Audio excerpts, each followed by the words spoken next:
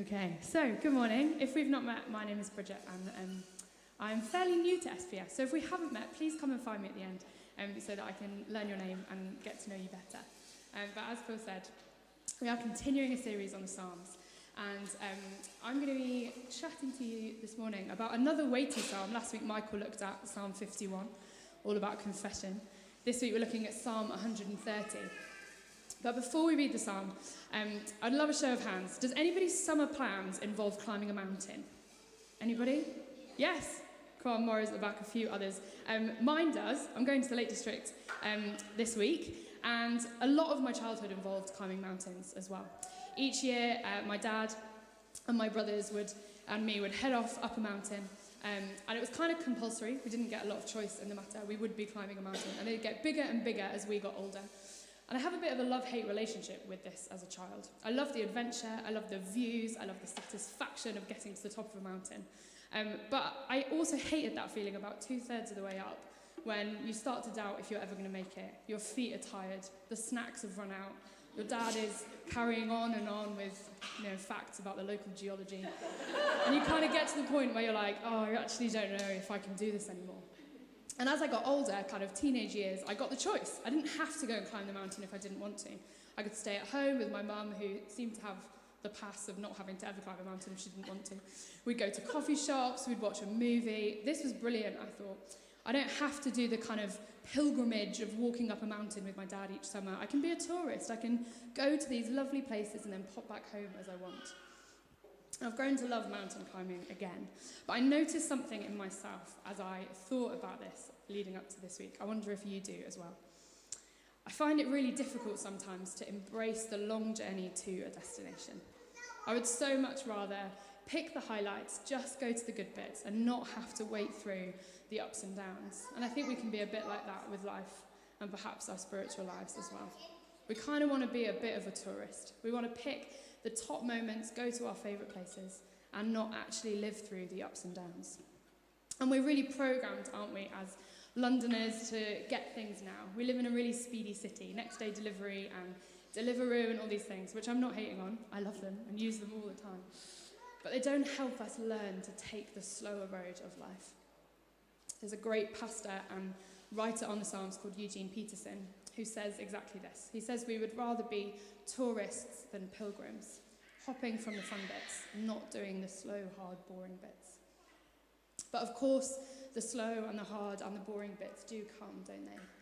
And so this psalm is all about teaching us to be obedient in the long haul, rather than wanting the kind of instant gratification. To trust and hope in God in those boring bits. And so let me read to you Psalm 130. If you want to find it on your phone or in a paper Bible, please do. Psalm 130, a song of ascent. Out of the depths I cry to you, Lord. Lord, hear my voice. Let your ears be attentive to my cry for mercy. If you, Lord, kept a record of sins, Lord, who could stand? But with you there is forgiveness, so that we can with reverence serve you. I wait for the Lord. My whole being waits, and in his word I put my hope. I wait for the Lord, more than the watchmen wait for the morning, more than the watchmen wait for the morning. Israel, put your hope in the Lord, for with the Lord is unfailing love, and with him is full redemption. He himself will redeem Israel from all of their sins. As Michael reminded us last week with the Psalms, it's very important to check that little description, the little subscript that comes up. And this one tells us that it is a psalm of ascent, a song of ascent. And there are 15 psalms that make up the songs of ascent towards the end of the book of Psalms. And they were psalms sung by God's people as they are making their way to Jerusalem for the 3 big festivals each year. These are literally songs of pilgrimage. 3 times a year, God's people would walk to Jerusalem, and they would sing and remember as they did their story, all that God had done for them. And they'd sing about the freedom and redemption that God had promised them and that was coming, that they were waiting for. I wonder what your experience would be like if you were walking for days on end with your extended family in a hot climate. I'm sure there would be lots of ups and downs. But these people were not walking in the moments when they could just jump on a bus or a plane to get there. They had no chance to skip to Jerusalem quickly. They had to walk all the way through the good bits and the hard bits with these songs as their companions. And of course, these songs are so much more about just one journey to Jerusalem. They're a picture of our lives as well. So God's people would sing these songs collectively as a way to remind them who they were and who God is. More recently, this psalm is really commonly used at funerals. It's so brutally honest about the reality of suffering. It doesn't shortcut, it doesn't offer us empty assurances, but it is completely infused with hope. It reminds us that there is no depth so deep that God is not still our foundation. So we're going to start at the beginning and work our way through. Verses 1 to 3 are a very frank assessment of reality. Out of the depths I cry to you, Lord. Lord, hear my voice. Let your ears be attentive to my cry for mercy. If you, Lord, kept a record of sins, who could stand? In other words, God, I am in a lot of trouble. I'm despairing. I don't know where else to turn. We don't know the specifics of the depths that the psalmist is writing from. There's different scholarly opinions about what the psalmist might have been writing about. Some think that it might have been written when God's people were in captivity in Babylon. They're in exile, they've been taken away by another civilization living far from home. So maybe this speaks to the horrors of that, a community experience of the depths. Other scholars think that it's a more individualistic psalm. Some people think that David wrote it while he was being persecuted by Saul. And then others say that this is a psalmist in the depths of his own making. Some would say that this was written by David after his seduction of Bathsheba, and that this is a cry for God's mercy following that sin. I wonder, as you sit here this morning, what are the depths that you are experiencing in your life? Perhaps you aren't, and that's wonderful. But I'm sure many of us in different areas of our lives might resonate with that feeling of crying out from a deep place. Maybe for you that is community-wide. As you've watched the news and the violence and the riots, your heart is broken. Maybe you look more widely at the effects of war across our country, as we prayed for earlier, and you feel that communal sense of humanity in the depths. Maybe your depths are a bit more close to home. Maybe you are experiencing grief at the loss of a loved one, or a broken relationship, or conflict with loved ones, or a difficult diagnosis. Or perhaps, as all of us experience at different points, your depths are something of your own making. Verse 3 says this: if you, Lord, kept a record of sins, Lord, who could stand? You get something of a sense, don't you, from the psalmist in that moment, that he is so aware of his own sinfulness. That guilt and shame are knocking at the door. Romans 3 in the New Testament reminds us that all have sinned and all fall short of the glory of God. Later, Paul writes in Romans, I do not understand what I do. For what I want to do, I do not do, and what I hate, I do. I have the desire to do what is good, but I cannot carry it out. There is brokenness in our world. And all of us have depths of brokenness within us, caused by our own actions, caused by others' actions to us. This is the human condition. Eugene Peterson says to be human is to be in trouble.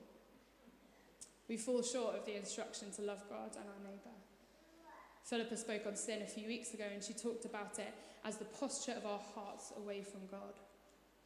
Another way to put it would be the human propensity to curve ourselves inwards so that we can no longer look at God and our neighbours. This psalm reminds us that we have to come to terms with our own brokenness. It is so hard to receive mercy if we can't do that.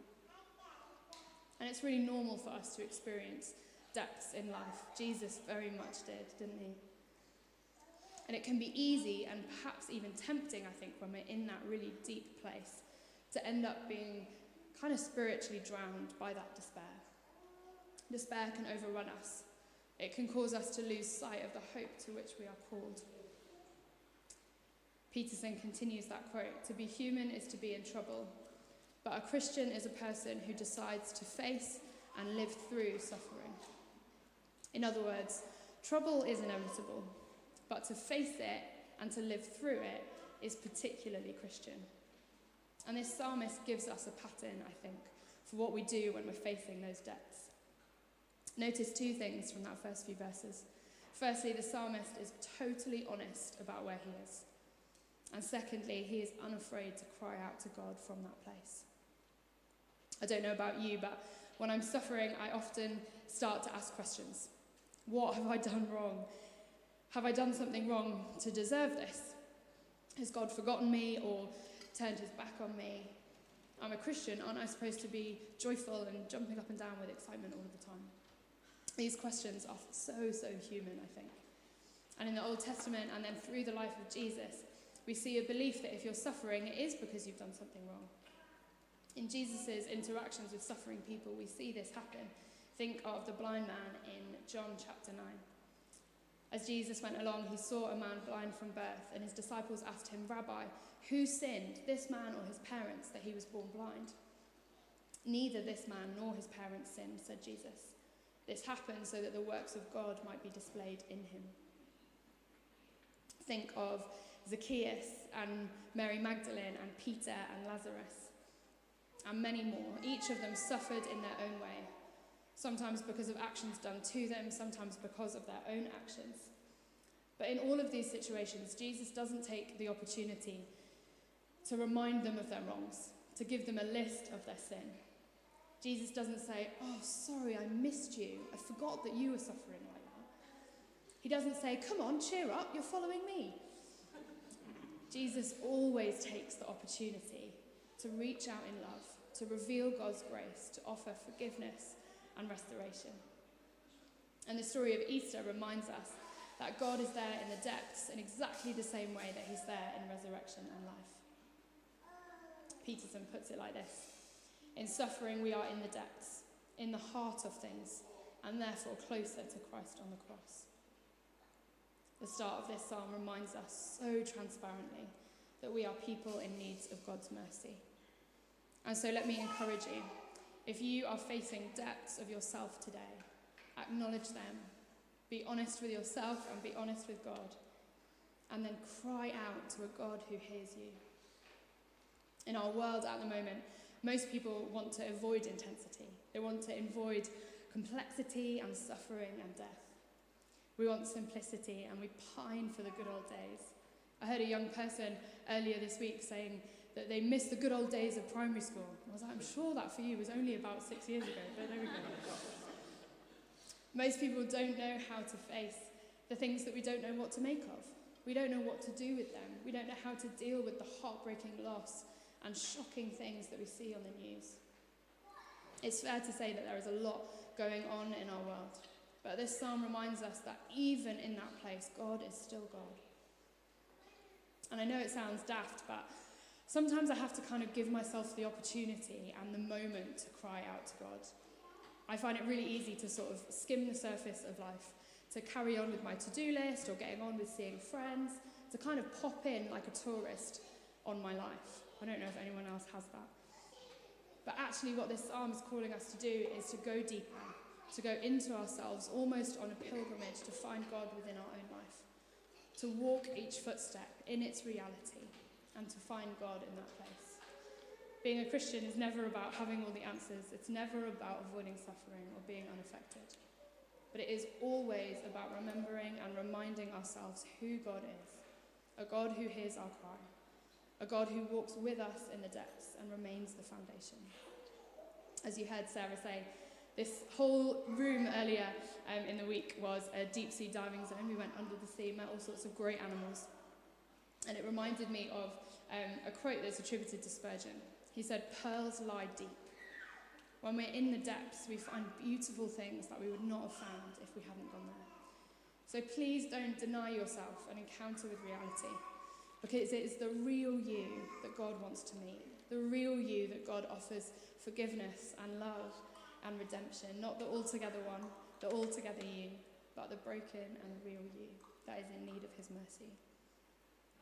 So our brokenness is very real, but as we continue through this psalm, we see that so is our God. Verse 4 continues, "But with you there is forgiveness, so that we can with reverence serve you. I wait for the Lord, my whole being waits, and in his word I put my hope. I wait for the Lord more than the watchmen wait for the morning, more than the watchmen wait for the morning." Israel, put your hope in the Lord, for with the Lord is unfailing love, and with him is full redemption.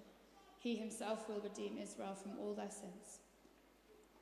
So 3 characteristics of God in those verses that are offered to us: forgiveness, unfailing love, and full redemption, offered to those who are with God.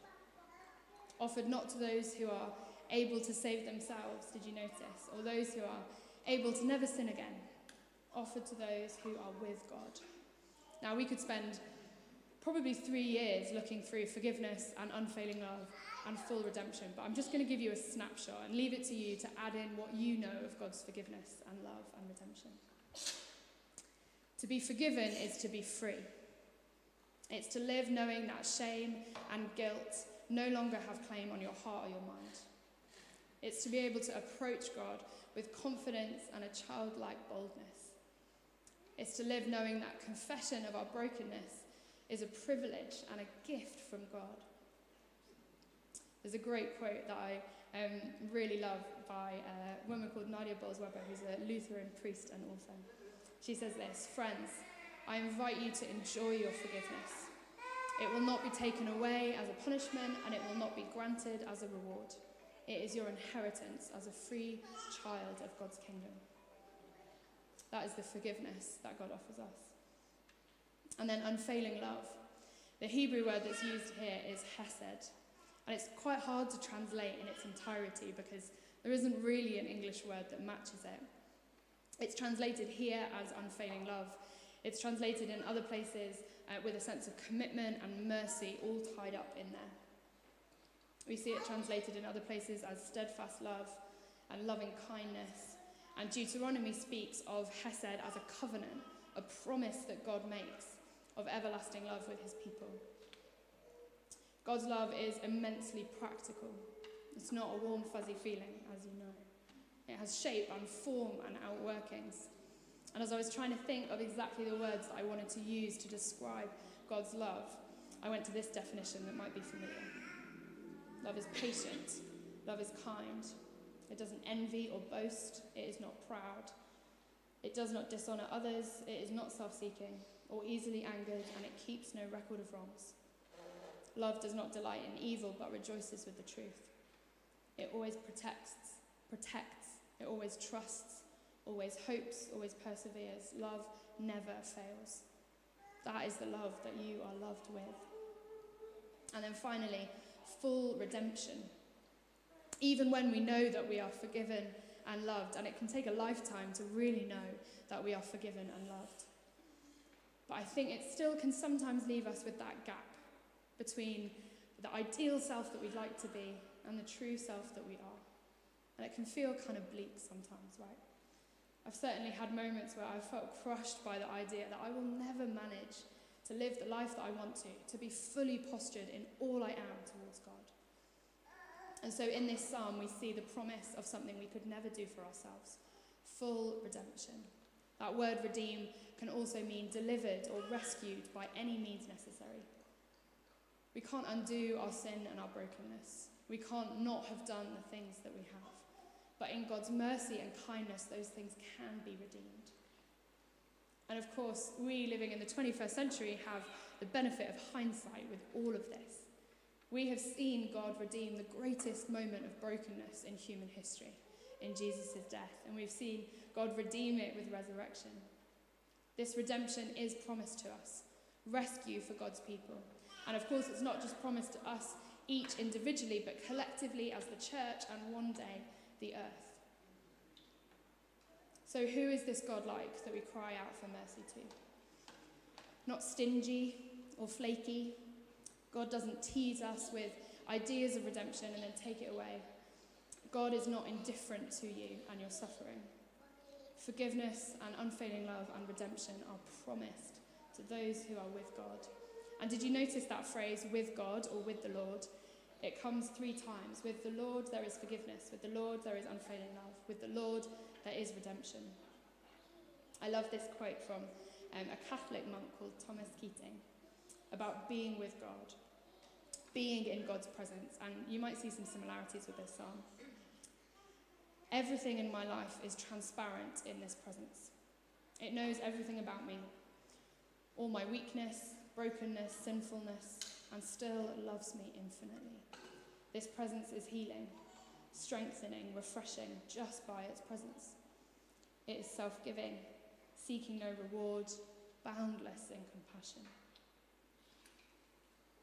So when we are honest about our need for God's mercy, when we can position ourselves towards God, there we find forgiveness and love and redemption, which means that hope is never lost. This is the God that we follow. Yes, our suffering is real. Yes, our brokenness is real. But more real is the God that we follow. We are heard when we cry. And the instruction that comes in verse 7 is the instruction I want to offer to you today. Put your hope in the Lord and wait on him. I don't know if you've watched much of the Paris Olympics over the last few weeks. I've become an expert in all sports. I don't know about you. And the Paralympics, of course, are to come in a couple of weeks. It is captivating to watch people who have trained for years and years and years to push themselves to achieve extraordinary things. The mental and the physical work to get that far, taking all the right mindset with you, with all of the right training. I don't know if you've noticed that athletes, just before their events, they're not often sort of hanging around just having a chat. They're in the zone. They are actively waiting, wholly engaged, body and mind, ready to do the thing that they have been training for. They know that their moment is going to come. And so they are making use of every moment, every second to put into practice all that they've been training for. I think that is a stunning image of waiting with hope. Verse 5, wait for the Lord. With your whole being, wait. And in God's word, put your hope. The image that the psalmist paints for us is not of athletes at the Olympics, but of watchmen waiting for the morning. So much so that it's repeated twice. These watchmen might have been military figures kind of standing on city walls, watching out and waiting for the morning when they could see. They might have been priests waiting to offer a sacrifice in the morning. But either way, there was no doubt that morning was coming. They just didn't know when it would be. So they were waiting, wholly engaged, watching, looking for what was coming, putting hope in the reassurance that the morning would come no matter what. And so it's the same for us. As we wait for God's full redemption and full healing, for the day when we will see God's kingdom in all its glory, we can wait and hope actively, whole body fully engaged. Peterson puts it like this. Hoping does not mean doing nothing. It's not fatalistic resignation. It means going about our assigned tasks, confident God will bring meaning and conclusion to them. It is not compelled to work away with a bogus spirituality. It is the opposite of desperate or panicky manipulations, of scurrying and worrying. And at the opposite end of the spectrum, hoping is not dreaming. It's not spinning an illusion or a fantasy to protect us from boredom or pain. It is a confident and alert expectation that God will do what he said he will do. It is imagination put into the harness of faith, a willingness to let God do in his way and his time what he will do. When I say it like that, it sounds ever so simple, doesn't it? And this is not easy. But I love that idea of imagination put into the harness of faith. If you can imagine anything that God might do, if you can imagine with the depths and the desperate situations that you're in, what full redemption might look like, put that imagination into a harness of faith and see what your God will do. Because he is a God who is worth waiting on. One of my favourite days of the year, and this might sound a bit weird, but one of my favourite days of the year is Holy Saturday. It's the day between Good Friday and Easter Sunday. And I love it because I have the hindsight of knowing what's coming. But imagine Jesus' friends and his family on that day. Jesus died yesterday. Imagine Jesus' mother Mary, perhaps, reading this psalm. She had known from the moment that she became pregnant with Jesus that he was going to save the world. And now he's dead. And yet maybe she reads this like a watchman waiting for the morning. She is not in this for the tourist highs, for the moments when Jesus turns water into wine, when he feeds the 5,000, when he heals people. She is in it in the depths of pilgrimage, walking each step at a time, watching her son die, but knowing that morning will come. Of course, the waiting paid off. We know that Jesus is alive and reigning, and right now is holding the entire cosmos together. People around us, perhaps the people we meet at work or on the school gate, they are geared towards instant answers so often. They want to know right now what will come. But as Christians, we are called to wait with hope. And waiting on God is always, always worth it. So what will this look like for us? This week, this summer, this year? What will waiting on God mean for you today? Perhaps it is a recommitment to pray for something that you had lost hope in. Perhaps for you today, you need to cry from the depths of your reality to a God who will hear you. To bring God your confession, your knowledge of your need for mercy. Perhaps you feel like you've been waiting for morning for a really, really long time, and you need the reminder that God is in that dark place with you. Do you need to remind your soul of exactly who God is? A God of steadfast love, forgiveness, and redemption. As I've said, this is not easy, is it? It's not easy to wait. We're not trained by our world to wait, but it is not impossible. Jesus himself said, what is impossible for mortals is possible with God, not by power or by might, but by God's Spirit.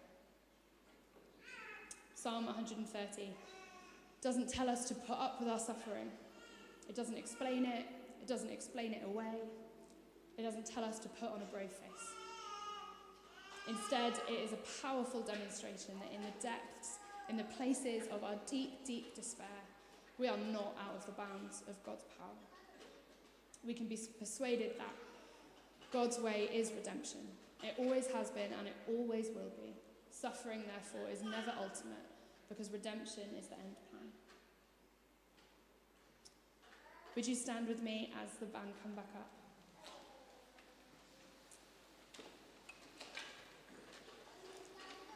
I would love for us to hold a moment of quiet, because perhaps for you, actually you really are in those depths.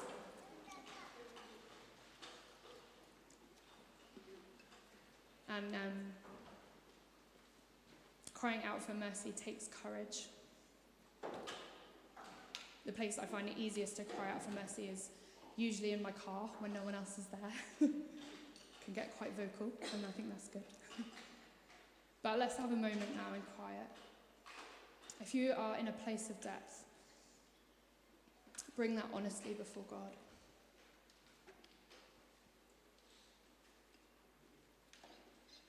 And God, from our despair, we cry out for your mercy.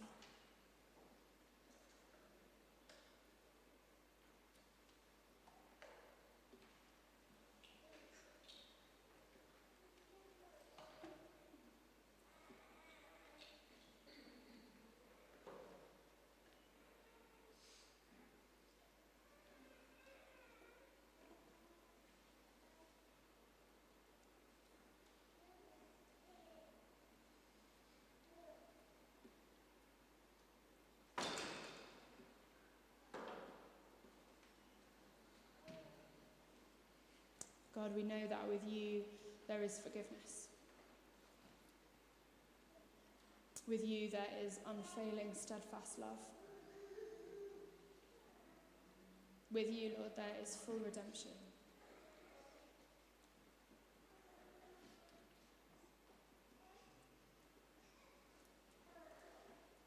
Lord, in your mercy, would you grant us those things?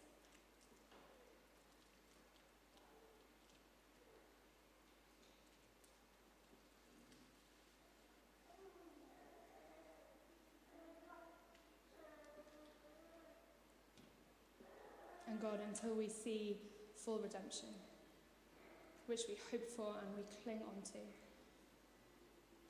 would you give us the strength to wait? Give us the courage to put our hope in you. And with our whole being, would we wait on you, Lord? Actively engaged, seeking your face, fixing our eyes on you, Jesus.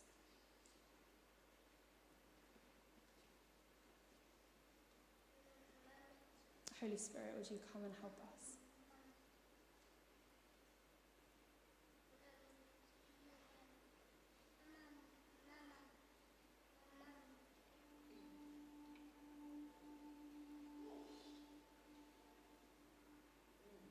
There'll be time to be prayed for after we've had communion. And so if God has been speaking to you about this passage, please go and ask someone to stand alongside you. But as we turn to worship, let me encourage you to fix your eyes on Jesus again. Because an alive Jesus is the promise of redemption. Holy Spirit, come and meet with us. Amen.